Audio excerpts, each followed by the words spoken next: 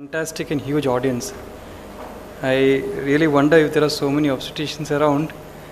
We should be getting many more babies to manage this. Wonderful. Thank you for calling me here. Can you recognize this person?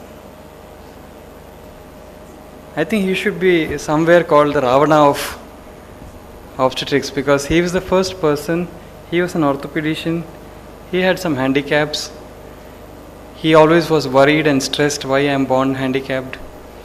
And he took up medicine, went on to do orthopedics, established a specialty in orthopedics which didn't exist, on trying to correct handicaps. And then he kept asking history, and he tried to link the fact that probably there is something the way obstetricians work and probably cerebral palsy happens. He had become a celebrity by that time, and he was invited to an obstetric conference where he presented the duration of labor and the way you do things have something to do with cerebral palsy. Obviously he was not liked and he was thrown out of the conference. But from there, this question has become such a question that whether it's a physiotherapist taking care of a 10-year-old with cerebral palsy, whether it's a layman, the first thing they ask, what went wrong with the labor process if the baby has cerebral palsy. And this lady, again, Virginia Apgar, she was not trying to establish what happens between the obstetrics and the baby actually.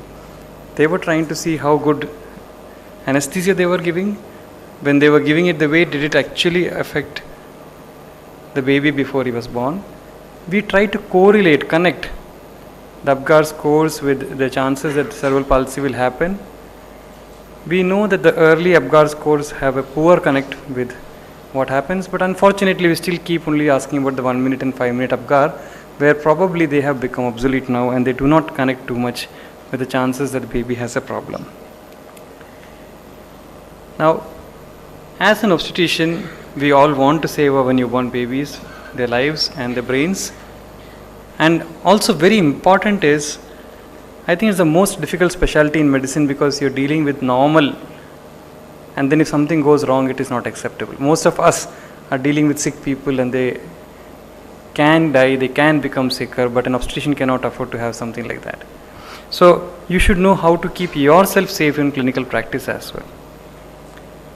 The first step may be, say, to learn resuscitation program. I always felt the resuscitation program should be in the domain of obstetrics rather than neonatology actually, because who else is going to be immediately available to the baby who knows something is not going wrong? Looks nice on paper, but still I think the most difficult part in medical profession or anywhere in life has been is to establish good communication. We have cell phones, internets, we have emails, but still communication doesn't happen when it should.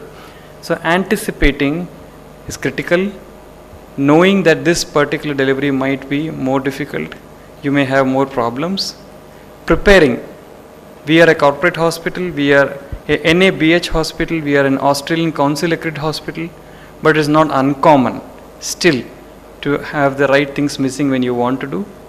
And for those who have been to a workshop or actually participated in resuscitating a baby, you will realize that it's just about 30 seconds maximum that a baby, an adult, can remain hypoxic before things start going wrong. And therefore, there is not enough time to go and get a material that you need for resuscitating. This is something proud and happy I would like to share with you. Anybody could go to the website of National Neonatology Forum of India. This should have happened long back, that we now have our own resuscitation guidelines. We do not have to now copy, paste or quote an American or a British guideline. This is the guideline for India now. This is India resuscitation guidelines. So I will be just quoting a few small changes that have happened which are friendly to what we practice. Contrary to the previous complicated procedures we had, now we have only one question. We are back to simply asking, is the baby crying? Of course, a lot of the guideline has been downscaled, keeping in mind that resuscitation delivery are being practiced largely in hospitals where infrastructure is not like what we think, where we say a pulse oximeter should be connected to the mother, a pulse oximeter to the baby. 80% babies are still being born in hospitals where one person is handling everything that's happening. So keeping in mind how simplicity of the algorithm can improve care processes, for India specific guideline now it is saying just ask if the baby has cried. If yes, then the baby goes to basic care. I do not know how many of us are able to do. We have not still reached that level where we put the baby straight onto the mother's abdomen, skin to scare, even before the episiotomy starts or even before the placenta is delivered. How many in the hall are still already doing it now? Well, it's fantastic, it's phenomenal, because I would love to do something like that. Studies from India and abroad have shown that breastfeeding rates, maternal satisfaction, bleeding, all these are better if the baby goes onto the tummy straight away. If the baby has not cried, this is a skin to skin contact picture at the time of delivery. And delayed cord clamping is so important.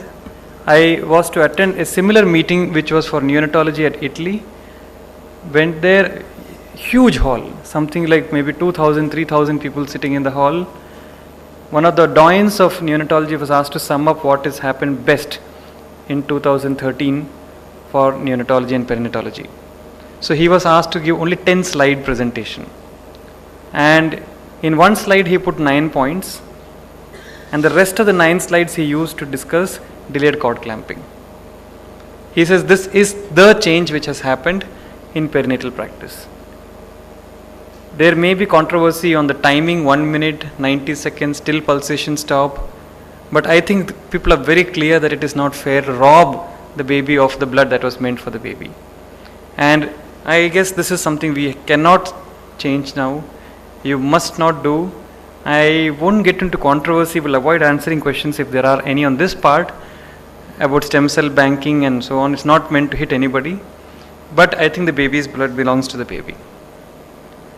If the baby has not cried, like in the first part I said here, crying, then it is just fine, just goes to the mother, doesn't come to radiant warmer. That's the whole idea now.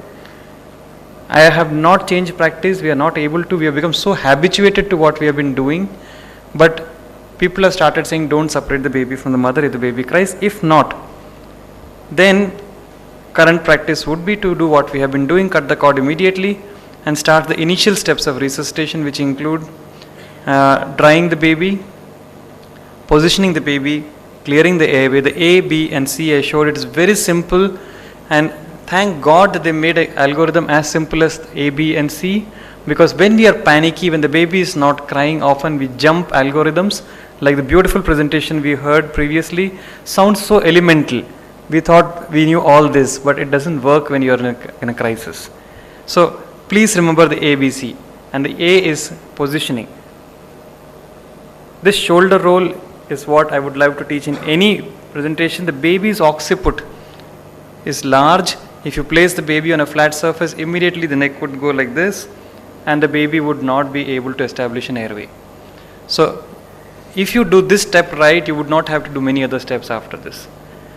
Do not resuscitate without placing a shoulder roll. The size of the shoulder roll, if you talk in inches, may be 2-fold, 3-fold of a towel, just enough to balance the occiput. It may be a wee bit bigger if it's a preterm baby. They seem to have a more prominent occiput. The tongue is the most important one, which is obstructing the airway, not secretions. Baby has been always drinking so many things before getting born. It is really not secretions most of the time. So if the baby is positioned correctly, the tongue will get out of the airway and the baby will be able to breathe.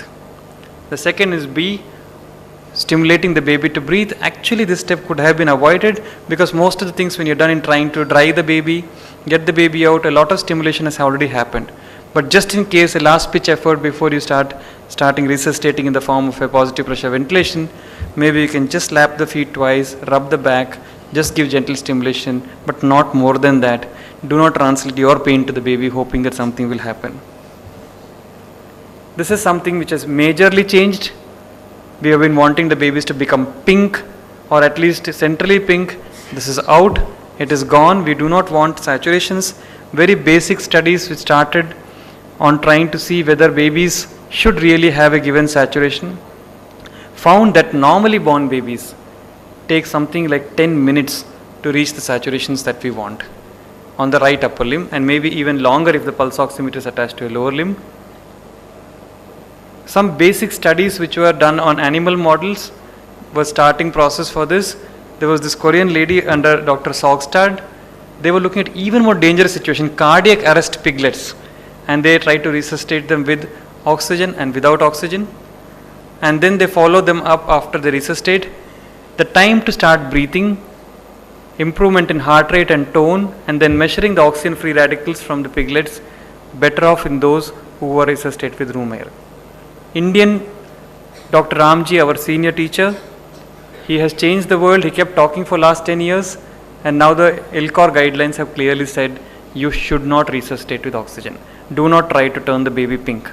So for the first 90 seconds, start resuscitating the baby with room air, and only if the baby does not respond, we want to remain safe because we have been doing this for a long time. Currently, after 90 seconds, if the baby's heart rate does not improve, then oxygen may be employed.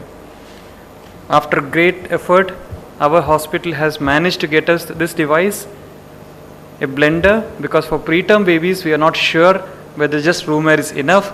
They may have bad stiff lungs, so they may require a little more oxygen, but still not 100% oxygen. They would require graded oxygen, something like 30 to 40%, and then go upward and downward as the baby would read it. Now going back to the algorithm, we had this baby who had not cried, and we had cut the cord. We did the basic steps. We positioned the baby for his airway. We stimulated him to breathe, but still he has not started breathing. So this baby would require positive pressure ventilation. A small change which again is very friendly to clinicians is we have gone one step beyond in a device which is more easy to use than the previous bamboo bag, as it was known by the company name, but otherwise known as a self-inflating bag. Self-inflating bag is one which does not require any gas flow coming into it. You just press it and it comes back. That is a technical name. This device, called as a T-piece resuscitator, is a must buy for hospitals because it's so much easier to use. The positive pressure ventilation given by a self-inflating bag required skill. We had to fix the mask on the face tightly, and then somebody had to bag the baby, and there was so much difficulty. You couldn't do it for long. You get tired out after some time. And the technical part of it from the neonatologist point of view is you could land up giving very high pressures if you are young, energetic, and you could injure the baby's lungs. This device is like a mini ventilator. Just by two knobs, you can dial the PIP, the maximum pressure that should go into the baby at any point of time, and also get something which is called the PEEP, or the PEEP. You just need to open the lungs of the baby up, and most of the babies will start breathing by themselves.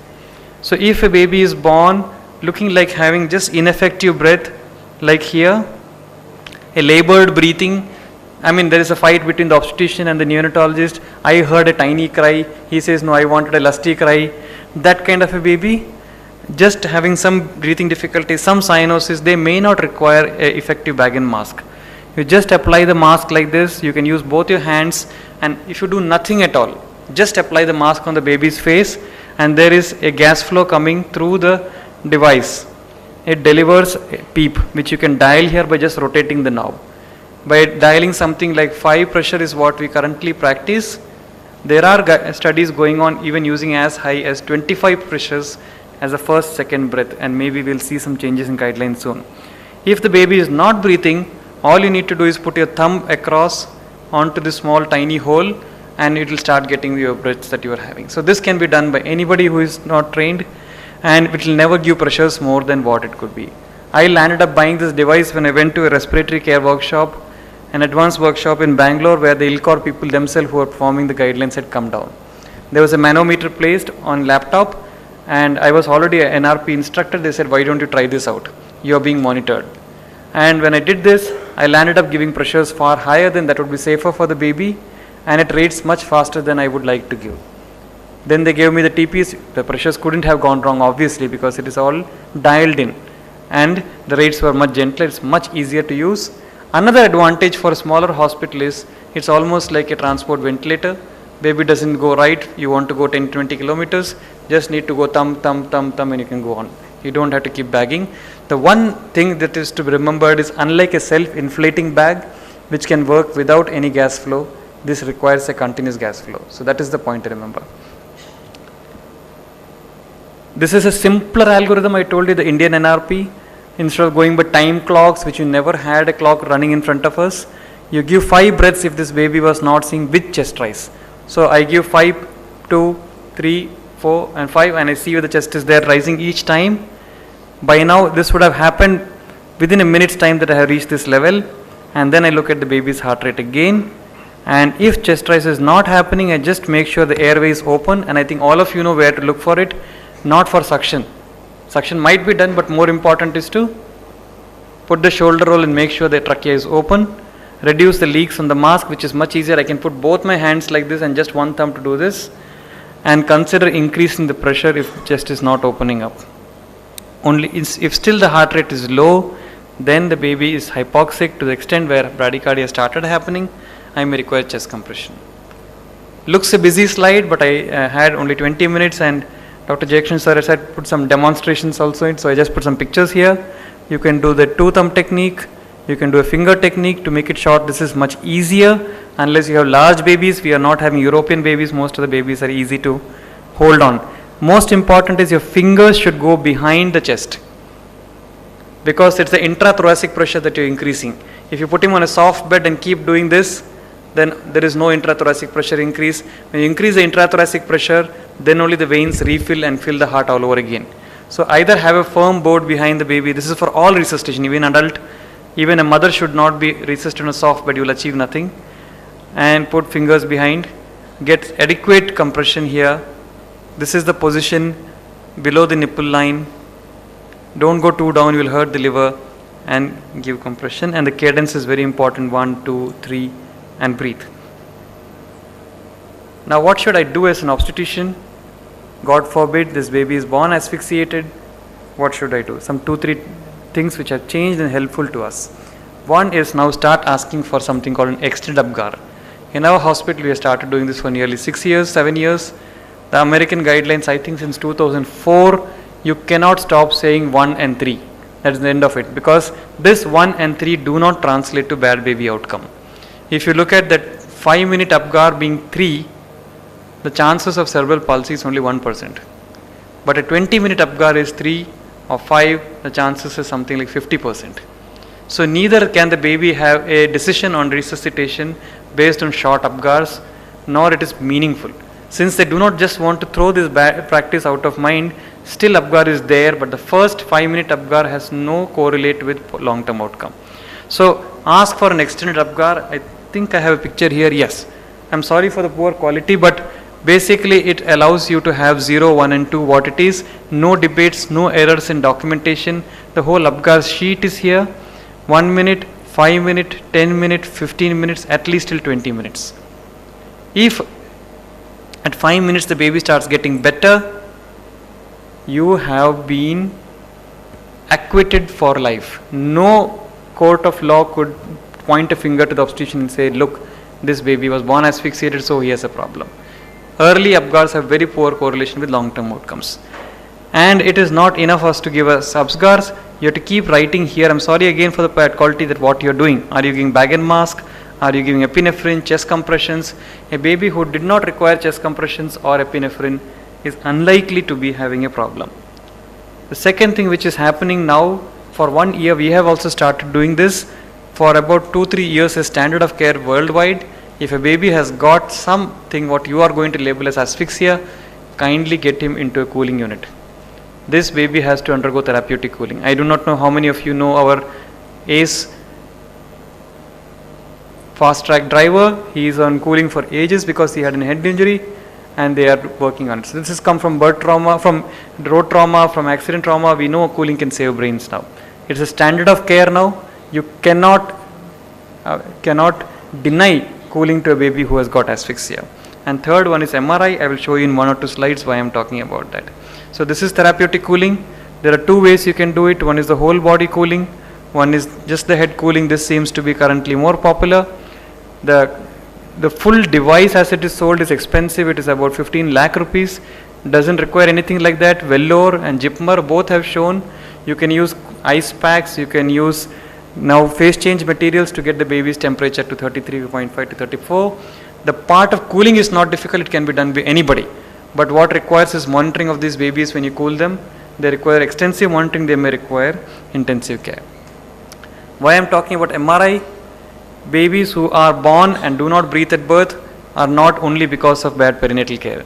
Many of them have an existing, this is a lissencephaly. If this baby is born, he will not cry and he will have secondary asphyxia. So the extended definition of perinatal asphyxia includes imaging a baby to find out whether there are other correctable causes which might have caused what this baby is happening. You ask for an MRI, the parent refuses, the family refuses, then it's a different story. You have at least advised them the right thing. It is important for them to know, not only to acquit you, to be able to help this baby and family in the subsequent days. Thank you for your attention. This is what we'll do. This I just shared because I thought it's our responsibility, this is the last slide, as to what our statistics are. This is not a publicity style slide. This is because I think we can't keep sitting on American, British statistics. We have to live in our country. So what are we achieving? This is not half as good as what the Western world is, but if we are sitting, this is the last year's statistics for us. It's coming from small numbers, so many of them, at least at this level, will be only from something like 40-50 babies and getting multiplied 2 times. But at 28 to 32 weeks, 1000 to 1500 grams, 90% survival, 68% survival if you are between 750 and 1000. This might help you if your family is asking whether it's worth doing something like that. Less than 750 grams, we are still dismal. What is heartening is that we have something like 3000 baby follow-up, which is the largest in the country, up to 5 years, and babies less than 33 weeks, only 6% major disability at 1 year. So do not deny a baby a chance.